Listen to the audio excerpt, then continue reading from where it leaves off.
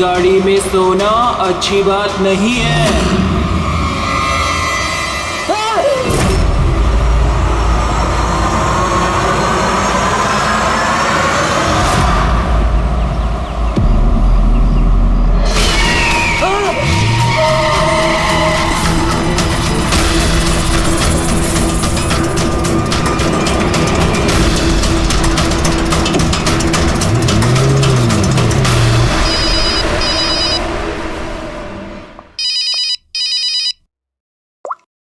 हाँ विनीत।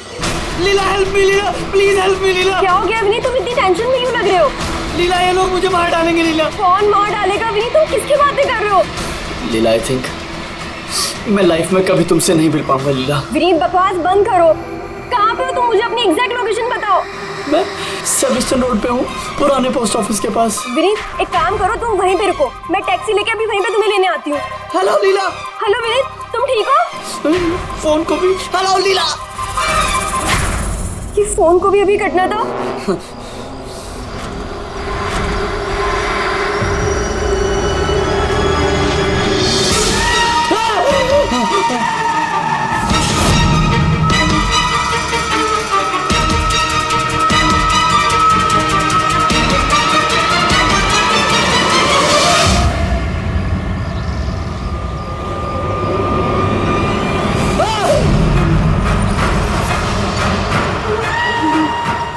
भगवान please help मी, मुझे मेरे घर तक पहुंचा दो प्लीज।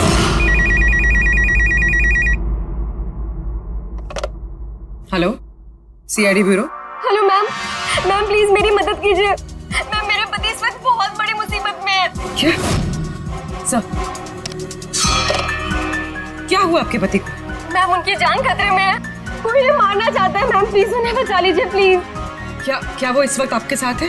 नहीं मैम, मैम वो इस वक्त अपनी गाड़ी में है। वो सेबेस्टियन रोड के पास जो पुराना वाला पोस्ट ऑफिस है वहाँ पे।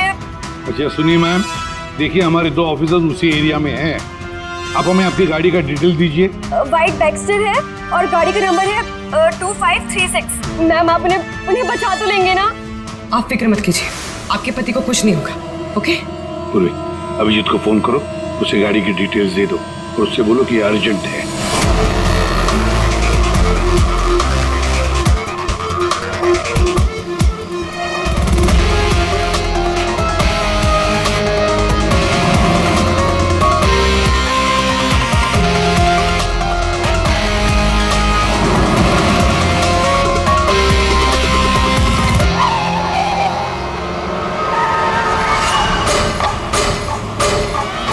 यही नंबर है।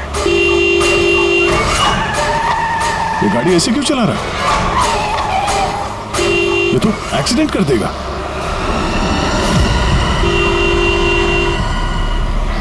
मुझे माफ कर दो, मुझे माफ कर दो, मैं मरना नहीं चाहता, मुझे माफ कर दो। किससे बातें कर रहा है? गाड़ी में तो कोई नहीं है। अरे विनीत किससे बात कर रहा है? गाड़ी में कोई नहीं है। अंदर हो तुम लोग, तुम्हें दिखाई नहीं दे रहा? इतने सारे लोग मुझे बुला रहे हैं। कर क्या रहा है ये? मुझे माफ कर दो, मैं मरना नहीं चाहता। पागल हो गया लगता है। विनीत, विनीत, विनीत, तुम्हारी जान को खतरा हो सकता है, रुक जाओ।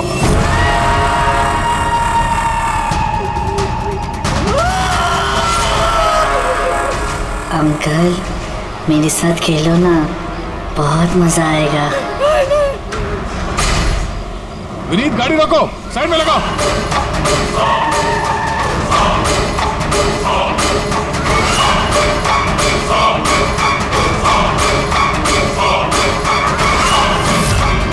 रुक जाओ विनीत, विनीत।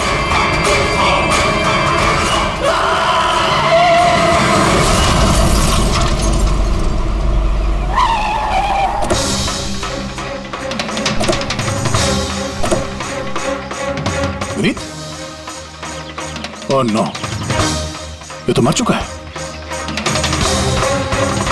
स्मेल है।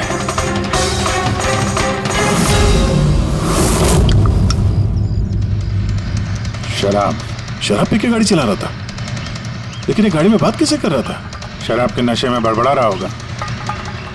शराब पी के तो यही होता है, एक्सीडेंट। आपने तो मुझसे वादा किया था ना कि विनीत को कुछ नहीं होगा। तुम्हें क्या हो गया? देखिए मैडम, अगर उनकी जान को किसी और से खतरा होता तो हम उन्हें जरूर बचा लेते, लेकिन वो तो खुद ही शराब पी के गाड़ी चला रहे थे। आप तो जानती हैं कितना खतरनाक है।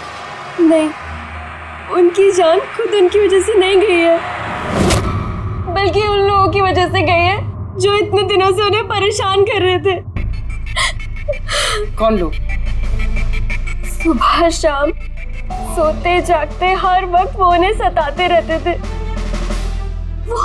वो इतना ज्यादा परेशान हो गए थे कि उन्होंने अपने बिजनेस पे भी पूरी तरह से ध्यान देना बंद कर दिया था। किन लोगों की बात कर रही हैं आप? जरा साफ साफ बताइए। मैम, विनीत की मौत हमारे सामने हुई थी और उस वक्त कार में उसके अलावा और कोई भी नहीं था, तो उसकी मौत का दोष आप किसी और को कैसे दे सकती हैं? क्योंकि उनका खून हुआ है। मर्डर है ये, मर्डर। मर्डर हुआ है? आप जानती है किसने किया ये? आत्माओं ने। भले ही आप लोगों ने वो आत्माएं नहीं देखी होगी, लेकिन विनीत उन्हें साफ साफ देख सकते थे। सीआईडी आत्माओं को नहीं मानती। आप भी मानते सर। अगर आपने तो 2 हफ्ते पहले वाला नजारा देखा होता। लीला उठो, उठो लीला, लीला उठो।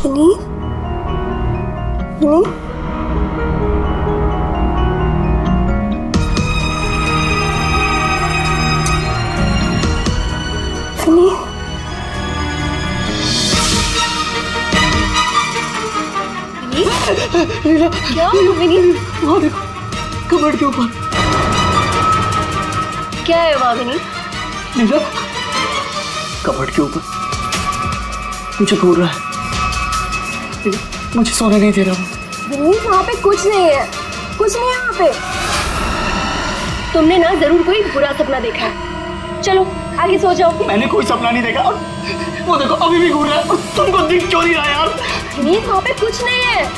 तुम्हारी तबीयत ठीक नहीं है विनीत, तुम आगे सो जाओ। चलो, कुछ नहीं है विनीत, मैंने ना बुरा सपना देखा इसलिए ये सब हो रहा है। सॉरी, मुझे माफ कर दो प्लीज। 1 मिनट, ये विनीत किस चीज के लिए माफी मांग रहा था? ये तो मुझे भी नहीं पता सर। विनीत काम क्या करता था? सर, उनकी कंपनी हॉस्पिटल्स में मेडिकल इक्विपमेंट सप्लाई करती थी। आप श्योर हैं कि वो विनीत का खून आत्मा नहीं किया?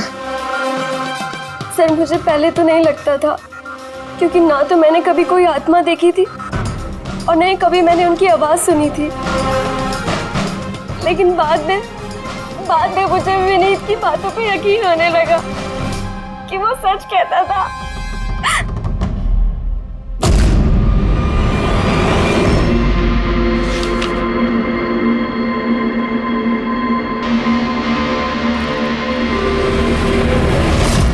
हाँ बॉस, इसकी मौत की एक ही वजह नजर आ रही है, इसके सर पर लगी हुई है चोट जो इसे एक्सीडेंट के दौरान लगी। पक्का डॉक्टर साहब, कोई और वजह नहीं? अब विसरल सैंपल्स को चेक करना अभी बाकी है, लेकिन प्राइमा फेसी तो यही दिखता है कि मौत की वजह एक्सीडेंट है। अब बॉस, इसके खून में हमें अल्कोहल की बहुत ज्यादा मात्रा मिली। मुझे लगता है उसी की वजह से इसे हेलुसिनेशन होने लगे और इसने टक्कर मार दी। मतलब ये खून का मामला नहीं है। हम फ्यूनरल के लिए बॉडी को लौटा सकते हैं। अगर कुछ डाउट हुआ तो विसरल सैंपल से पता लग जाएगा। पता नहीं सर क्यों अभी मुझे ऐसा लग रहा है कि ये केस उतना सीधा नहीं है, क्योंकि जब हमने लीला से पूछा कि ये विनीत किससे माफी मांग रहा था तो वो बात को टाल गई। हम लोग भी फ्यूनरल में जाएं क्या? वहाँ रिलेटिव भी होंगे, फ्रेंड्स भी होंगे, बहुत सारे लोग होंगे। देखते हैं कुछ पता चलता है। जाओ, जरूर जाओ फ्यूनरल में।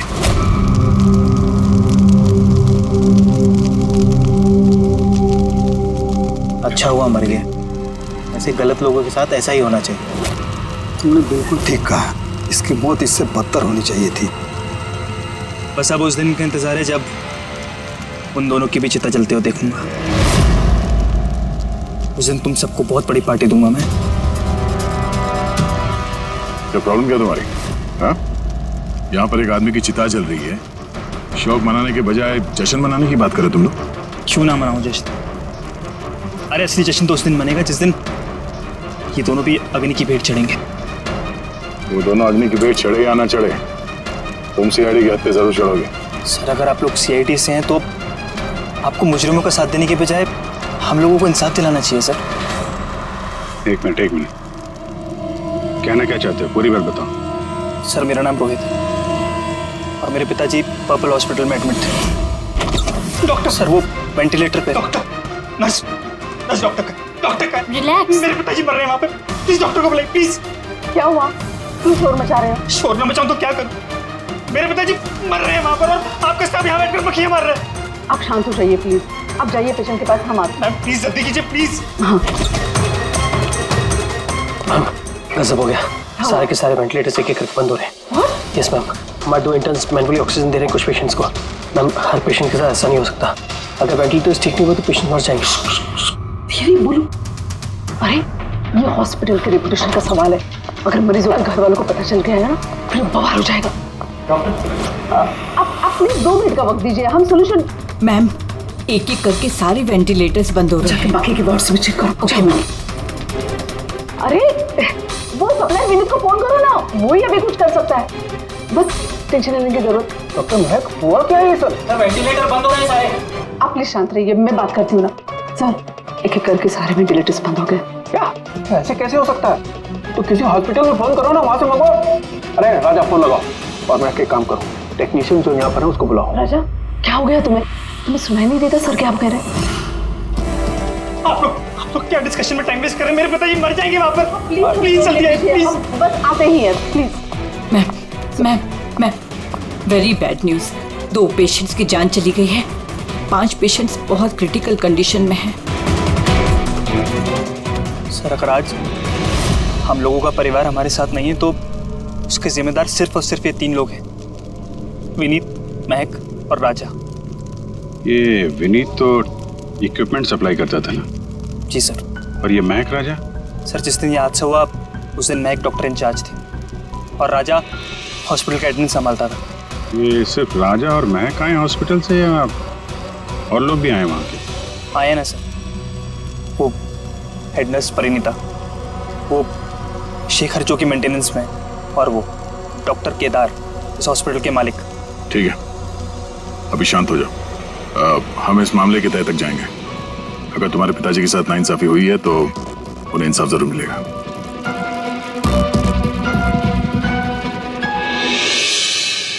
समझ में आया कि ये विनीत माफी क्यों मांग रहा था। मुझे माफ कर दो, मैं मरना नहीं चाहता, मुझे माफ कर दो। और ये भी समझ में आ रहा है कि विनीत की मौत से इतने लोग खुश क्यों हैं।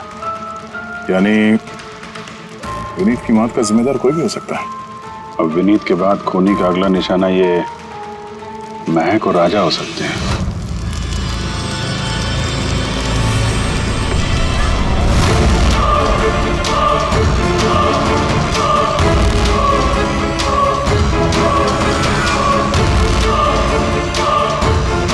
मुझे माफ कर दो। तुमने मुझे क्यों मरने दिया? मेरा पीछा मत करो।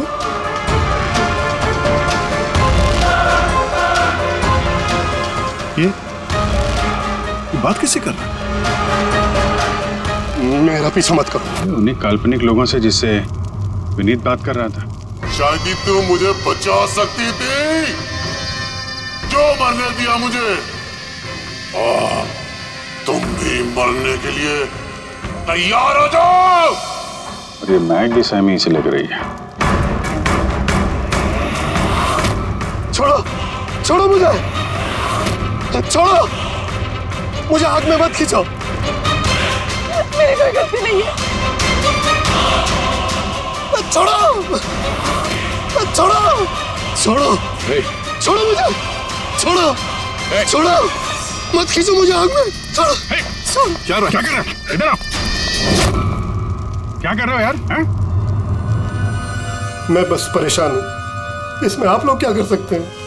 मुझे खुद ही निपटना होगा अपनी परेशानी से। आप इधर आओ, थोड़ा दूर जाओ इधर से। तो बहुत सारे लोग हैं, जो विनीत की मौत की खबर सुनकर खुश हो गए हैं। हाँ सर, और अब वो महक और राजा की मौत की खबर सुनना चाहते हैं। राजा और महक, इनका बर्ताव भी कुछ नॉर्मल नहीं लग रहा था सर। काफी डरे डरे से लग रहे थे, विनीत की तरह। सर, विसरल सैंपल्स की रिपोर्ट आ गई है। ग्रेट। कोई गड़बड़ है? हाँ, एक आम इंसान का खून जितना लाल होता है, विनीत का खून उससे बहुत ज्यादा लाल था। अब समझ में आया कि विनीत को आत्माएं क्यों नजर आ रही थी। क्यों सर? पूर्वी, जब इंसान का खून जरूरत से ज्यादा लाल हो तो इसका मतलब ये होता है कि वो इंसान बहुत ज्यादा लंबे समय तक कार्बन कंपाउंड के संपर्क में रहा, और इस कार्बन कंपाउंड की वजह से ही उसे हेलुसिनेशन आते हैं, जबरदस्त किस्म के। तो मतलब किसी ने जानबूझकर विनीत को इस कार्बन कंपाउंड के संपर्क में लाया, जिसकी वजह से विनीत की दिमागी हालत खराब हो गई, जो उसकी मौत का कारण भी बन गई। सर, खूनी को ये कार्बन कंपाउंड मिला कहाँ से होगा? हमारे आसपास हर जगह कार्बन कंपाउंड फैला हुआ है। मॉडर्न जिंदगी में हम जितनी भी मशीनों का इस्तेमाल करते हैं, वो सब की सब, लगभग सब की सब कार्बन कंपाउंड निकालती हैं। हाँ, कोई भी मशीनों के साथ छेड़खानी करके ऐसी साजिश कर सकता है। तो कार में बैठने के ठीक पहले विनीत ऐसे किसी केमिकल के संपर्क में आया होगा, इसकी वजह से उसे ये हेलुसिनेशन वगैरह हो रहे थे। बिल्कुल बॉस, गाड़ी के एग्जॉस्ट सिस्टम को चेक करना चाहिए, गड़बड़ वहीं हुई है।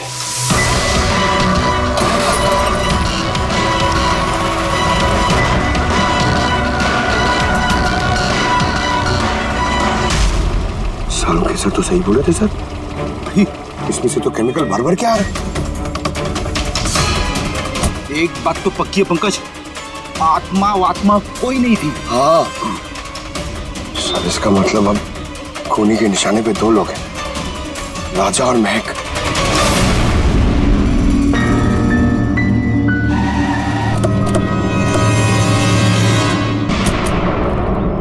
फिडर में राजा का बर्ताव ठीक नहीं था, अभी भी उसकी मानसिक स्थिति ठीक नहीं है। अरे सर, दरवाजा तो खुला है।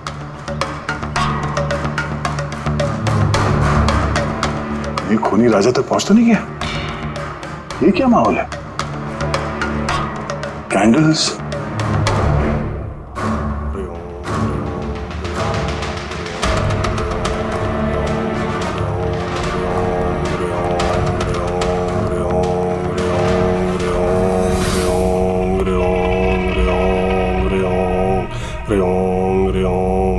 राजा,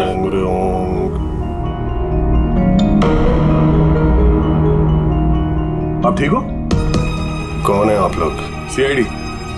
विनीत के अंतिम संस्कार में मिले थे हम लोग, दिमाग में कूदने वाले थे, हमने तुम्हें रोका था, भूल गए? अब आप लोगों को मुझे रोकने या बचाने की जरूरत नहीं पड़ेगी। जब तक विनीत का खूनी पकड़ा नहीं जाता, तुम्हारी जान को भी खतरा है। अच्छा सच सच बताना, उन 12 मरीजों की मौत क्या तुम्हारी लापरवाही की वजह से गई थी? खबरदार जो मुझ पर ऐसा गंदा और झूठा इल्जाम लगाया था। मैं निर्दोष हूं और कोई नहीं मरा मेरी वजह से। शांत शांत। राजा बड़ी मुश्किल से शांत हुआ है, इसे गुस्सा मत दिलाइए। आपकी तारीफ? श्लोक नाम है मेरा। मैं राजा की इस बुरे वक्त से बाहर निकलने में मदद कर रहा हूं। ओह, तो आप साइकियाट्रिस्ट हैं? साइकियाट्रिस्ट नहीं, साइकिक, मीडियम। इस दुनिया और दूसरी दुनिया के बीच एक पुल समझ लो। दूसरी दुनिया? दूसरी कौन सी दुनिया? वही आत्माओं वाली दुनिया।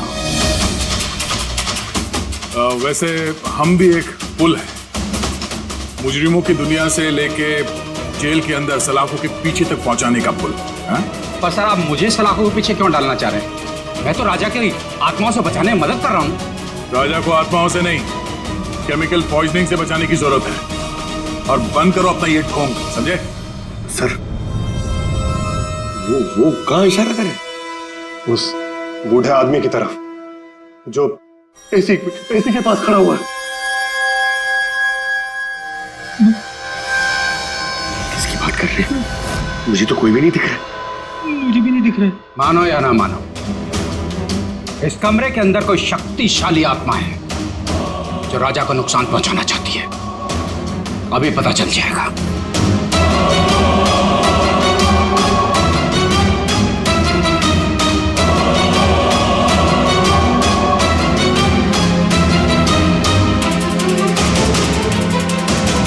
मीटर से आत्मा दिखेंगे?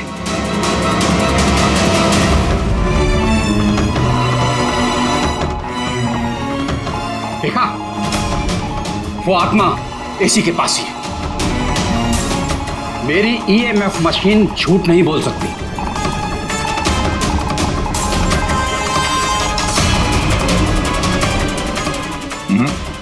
और हमारा भी ये मीटर गलत नहीं हो सकता, समझे? तेरी लगता है राजा को कार्बन कंपाउंड का असर उसकी गाड़ी से ही हुआ है। एक काम करो, ये मीटर ले जाओ, उसकी कार चेक करो। रेडी? पंकज,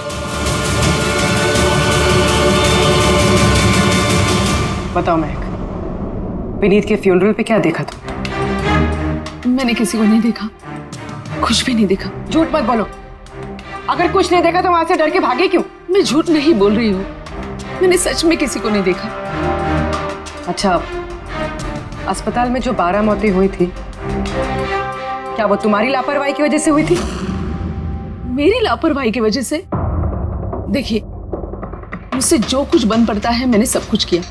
मैंने डॉक्टर केदार से भी बात की, लेकिन उन्होंने कुछ एक्शन लिया ही नहीं, तो मैं और क्या करती। अच्छा, तो फिर इसमें डॉक्टर केदार की गलती है? उनसे भी ज्यादा गलती है उस राजा की। उसे चेक कर लेना चाहिए था कि वेंटिलेटर्स ठीक से काम कर रहे हैं या नहीं, उनके वक्त रहते सर्विसिंग हो रही है या नहीं। तो फिर राजा दोषी है? राजा और विनीत दोनों। विनीत को भी हमें वेंटिलेटर सप्लाई करने से पहले देख लेना चाहिए था कि वो कहीं खराब तो नहीं है। आखिर कितनी जानें टिकी थी उस वेंटिलेटर्स पे। लगता है राजा और विनीत के लिए तुम्हारे अंदर काफी कड़वाहट है। विनीत की मौत से तो बहुत खुश होगी तुम। ये कैसी बातें कर रही है आप? बिल्कुल भी नहीं। मैं एक डॉक्टर हूँ और मेरा काम पेशेंट्स की जान बचाना है। किसी की मौत से मैं कैसे खुश हो सकती हूँ?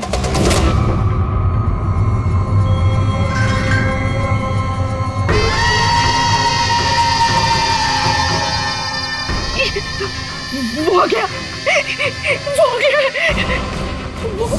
वो देखिए। लेकिन यहाँ तो कोई नहीं। पीछे है। यहाँ पर कोई नहीं है। देखो, तुम घबराओ मत।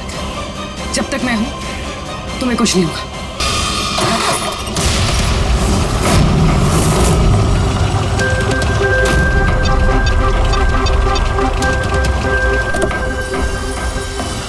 कार के एसी में तो कार्बन कंपाउंड नहीं है। घर के अंदर देखते, चलो।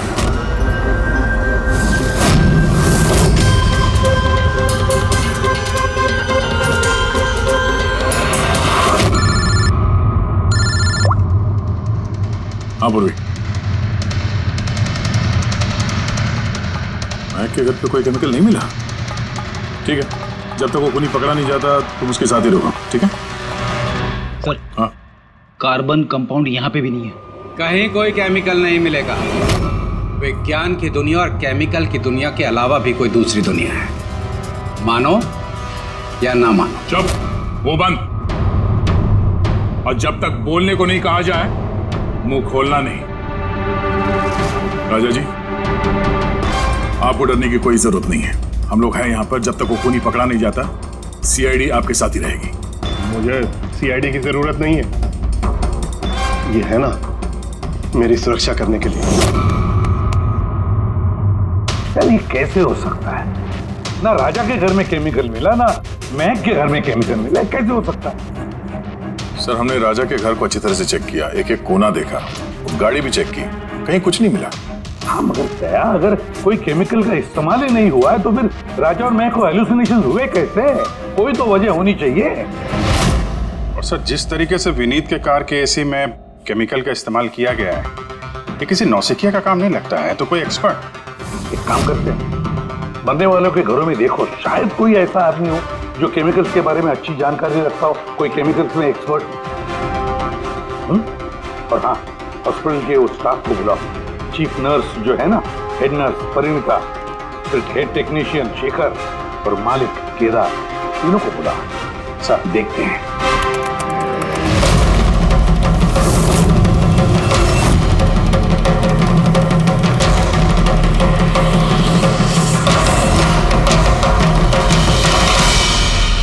तुम्हारा नाम शेखर है? Yes sir. हॉस्पिटल के हेड मैकेनिक,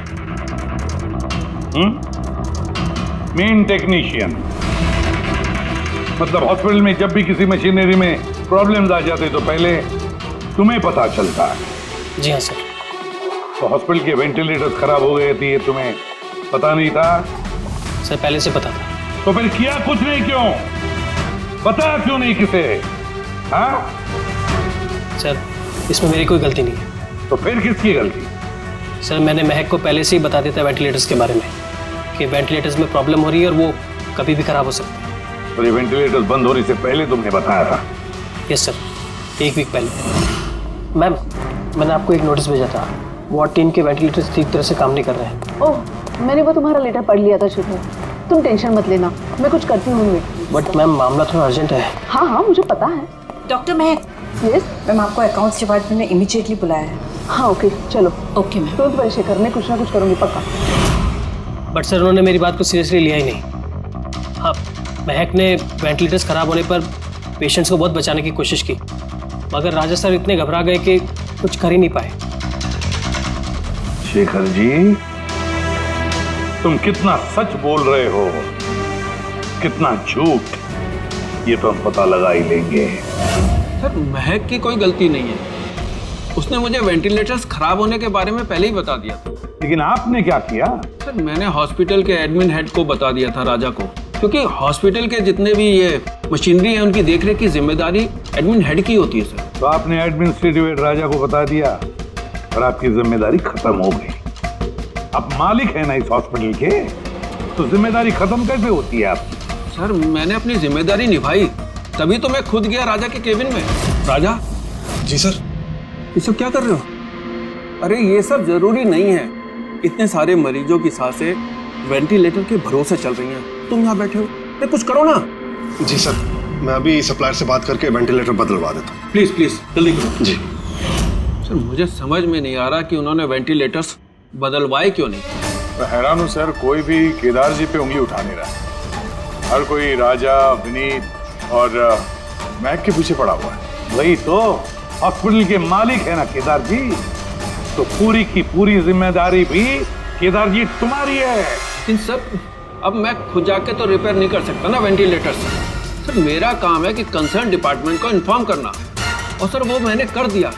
बल्कि मैंने विनीत से खुद बात करी, मैंने उससे कहा कि अगर ये रिपेयर हो सकते हैं तो रिपेयर करे, वरना इनको चेंज कर दे, और उसने कोई एक्शन ही नहीं लिया। उसने कोई एक्शन नहीं लिया, उसने कोई एक्शन नहीं लिया। आपने क्या एक्शन लिया? और नाम भी ले रहे हो तो विनीत का जो मर चुका है, या राजा का जो जवाब देने की हालत में नहीं। सर जो सच था वो मैंने आपको बता दिया, अब मानना ना मानना सर आपके हाथ में है। परिणीता। जी सर। हॉस्पिटल की हेड नर्स, तो तुम हॉस्पिटल के बारे में सब कुछ जानती होंगी? जी सर। तो फिर अब सच सच बताओ, ये जो कुछ भी हुआ है किसकी लापरवाही से हुआ? बताओ जल्दी। हाँ सर, बताती हूँ। मेरे साथ धोखाधड़ी करने की कोशिश मत करना राजा। और हाँ, अगर मशीनों में कोई फिजिकल डैमेज है वो वारंटी में नहीं आता। अगर तुमको नए वेंटिलेटर चाहिए तो पूरी कॉस्ट पे करनी होगी, समझा? मैंने तुमसे घटिया इंसान आज तक अपनी जिंदगी में नहीं देखा। अब ना तो हमारा हॉस्पिटल तुमसे कोई सामान लेगा और ना ही शहर का कोई दूसरा हॉस्पिटल। सुनो, ये धमकी किसी और को देना। जानता नहीं तुझे मैं कौन हूँ, जो करना है कर ले।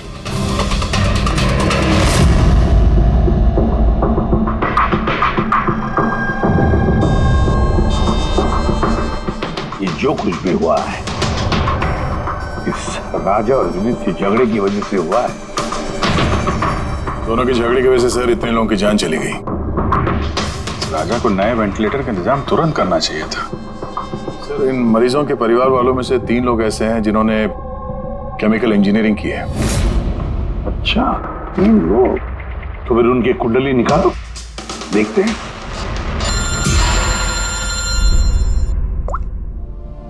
हेलो कहीं से भी प्रद्युमन। What? ठीक है, हम अभी पहुंचते हैं। क्या सर? राजा की मौत हो गई।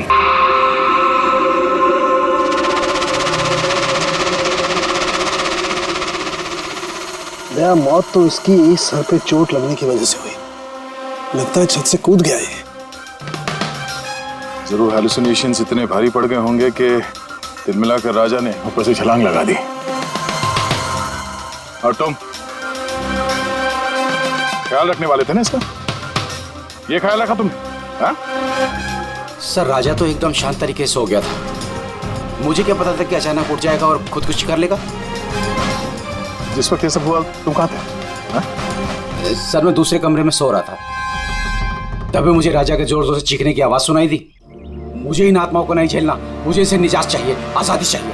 और जब तक मैं इसके पास पहुंचता ये छत से कूद गया साहब। वाह क्या बात है, राजा को अकेले छोड़कर तुम घोड़े बेच के सो रहे थे? हाँ? मैंने तो कमर कस ली थी कि नहीं सोऊंगा, पर न जाने कैसे नींद आ गई। जरूर मुझे उन आत्माओं ने सुला दिया होगा। आप ये देखिए सर, मीटर की रीडिंग भी कितनी बढ़ गई है। मुझे मेरी तबीयत भी कुछ कमजोर लग रही है सर। अगर दोबारा ये मीटर दिखा दिया ना मुझे तो याद रख। एक मिनट दया, एक मिनट भाई, जरा ये मीटर देना मुझे। ये लीजिए। ये मीटर मैं रख लेता हूँ। हाँ, तुम्हें लौटा दूंगा बाद में। जी सर, पर दे दीजिएगा। हाँ जरूर दे दूंगा। अभी एक काम करो, अभी तुम घर जाके थोड़ा आराम करो, थक गए हो ना, बहुत कमजोरी होगी तुम्हें। हाँ जी सर। बराबर सोए नहीं, जाओ आराम करो। ये क्या डॉक्टर साहब, उसे जाने दिया और ये मीटर रख ली? दया, ये मीटर जो है ना, ये बड़े काम की चीज है।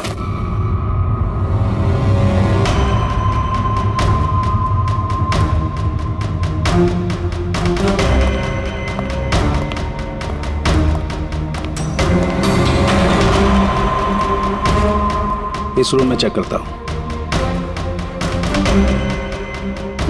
हाँ सर। नहीं,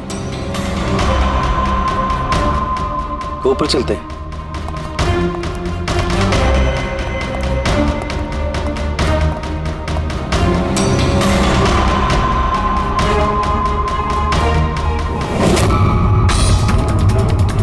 ये सालू के साथ आराम से, ये नीडल तो जंगली घोड़े की तरह भाग रहा है। माय गॉड, हम यहाँ पर ऐसे नहीं खड़े रह सकते दया, हमें प्रोटेक्टिव गियर्स पहनने पड़ेंगे। Protective gears? वो किस लिए सर? अरे अपनी सुरक्षा के लिए।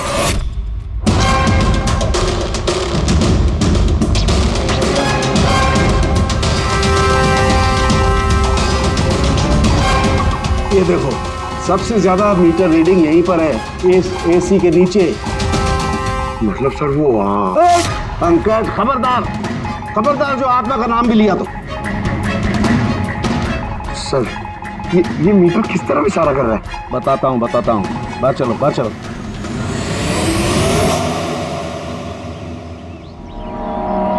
देखा दया, ये है EMF, इलेक्ट्रोमैग्नेटिक फील्ड डिटेक्ट करता है ये। इलेक्ट्रोमैग्नेटिक फील्ड्स, ये तो आजकल सभी इलेक्ट्रॉनिक अप्लायंसेस में होता है सर, टीवी, फ्रिज, एसी में। बिल्कुल दया, लेकिन उन अप्लायंसेस का EMF हिडन होता है, छिपा हुआ होता है, ताकि लोगों पर बुरा असर ना हो। कैसा बुरा असर? इसकी वजह से लोगों को नौशिया हो सकता है, जी घबरा सकता है, बेचैनी हो सकती है, और अगर ज्यादा देर तक संपर्क में रहे तो हेलुसिनेशन होना भी कोई बड़ी बात नहीं है। ओह, मतलब राजा को ये हेलुसिनेशन किसी केमिकल की वजह से नहीं हुआ है, अपने घर के इलेक्ट्रॉनिक अप्लायंसेस की वजह से हुआ है, क्योंकि उसका वो EMF ढका हुआ नहीं था। बिल्कुल। इसका मतलब है सर किसी ने ये जानबूझ के छेड़छाड़ की है इसमें? हो सकता है। वैसे ही राजा को अंदर से पछतावा महसूस हो रहा था, दुखी था बेचारा कि वो मरीजों को बचा नहीं पाया, इसीलिए हेलुसिनेशन उसे पछतावा के रूप में दिखाई देने लगे। शायद इसी पछतावे की वजह से इस विनीत की भी मौत हो गई। बिल्कुल, और वो अशोक, उससे भी कमजोरी इसीलिए महसूस हो रही थी क्योंकि वो भी काफी देर तक इस EMF के संपर्क में था। यहाँ पे वो कार्बन कंपाउंड नहीं मिला घर में। मिलेंगे कैसे वे? क्योंकि यहाँ तो EMF का इस्तेमाल हो रहा था, और सबसे ज्यादा रीडिंग मुझे बेडरूम के AC में मिली। इसका मतलब बेडरूम के AC में छेड़छाड़ हुई। फिर तो उस महक के घर में भी EMF। ओह नो, हमें तुरंत पूरी को इन्फॉर्म करना होगा।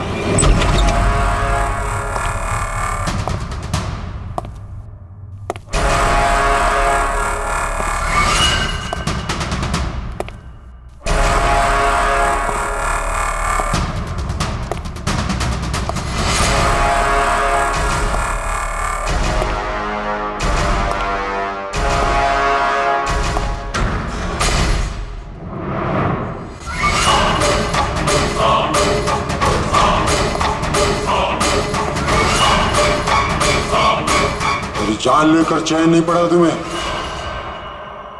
जो फिर से मुझे मारने आई हो।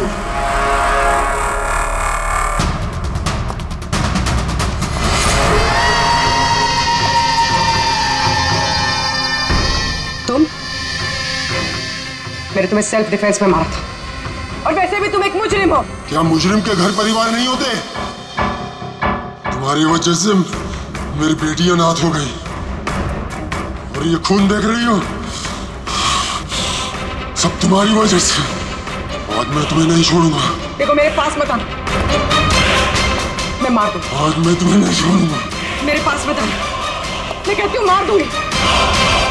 मैं कहती हूँ मेरे पास मत आना, मार दूंगी। क्या कर रही तुम? छोड़ो से। सवाल आदमी। क्या?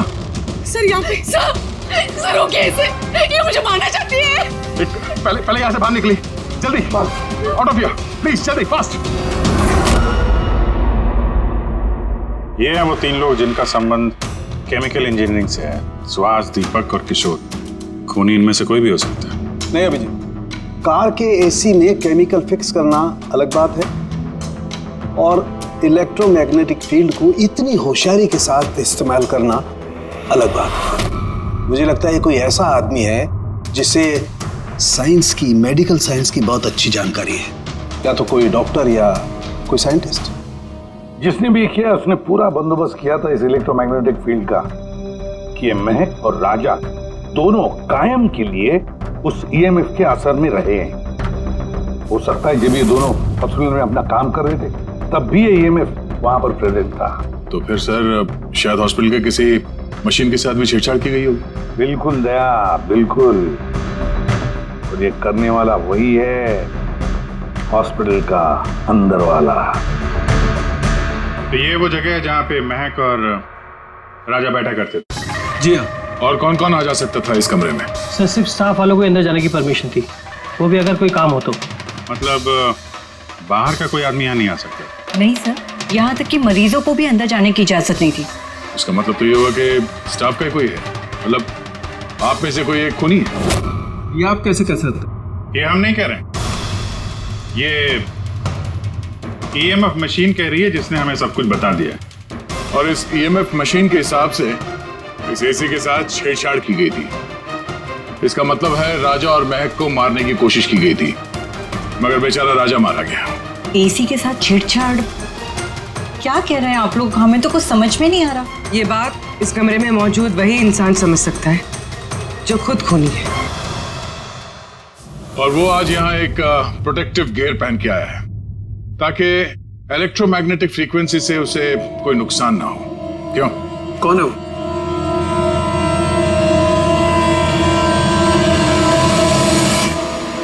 क्यों?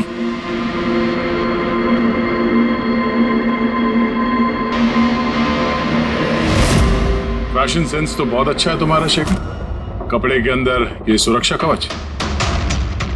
तुम्हारे सारे पत्ते खुल चुके हैं शेखर। हमने तुम्हारे बारे में सब कुछ पता लगा लिया है। तुम ही यहाँ पे सिर्फ ऐसे टेक्नीशियन हो जो एसी के साथ छेड़छाड़ कर सकते हैं। अब जल्दी बताओ क्यों किया तुमने ऐसा?